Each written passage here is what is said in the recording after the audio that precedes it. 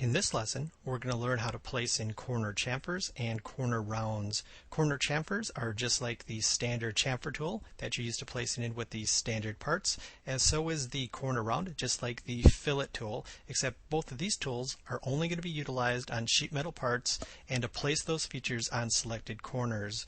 We're going to start off by placing in a couple corner chamfers, and the file that we're going to be utilizing here is called fold.ipt, and it can be found in your Chapter 10 exercise folder. So let's start off by placing in some corner chamfers. From the sheet metal features panel, we're going to slide down, and I'm going to select corner chamfer. And just like the regular chamfer tool, we have three methods for placing in our chamfers here: one distance, distance and angle, and two distances. So for our example here, we're just going to do one distance. The distance here is set at 6 millimeters. We'll keep that as our default. And for the corners, let's go ahead and rotate our model around. Let's zoom up a little bit. And as you see, as I move my cursor over these edges here, they're not being highlighted until I come across a selected corner. So in this case, everything else is being filtered out. So I can go back and I can select these specific corners that I want. I can even do an inside corner. And let's go ahead and click OK. And in the browser, you'll see that I now have an entry called corner chamfer.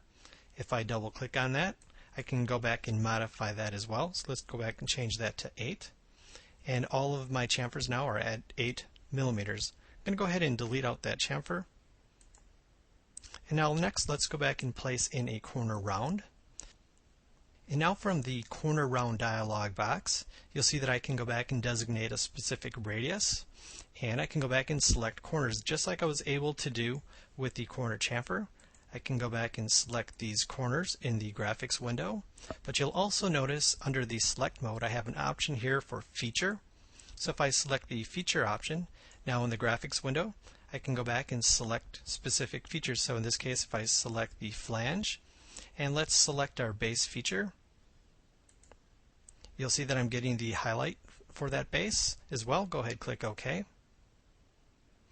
And our fillets have been placed on all the selected edges and the features.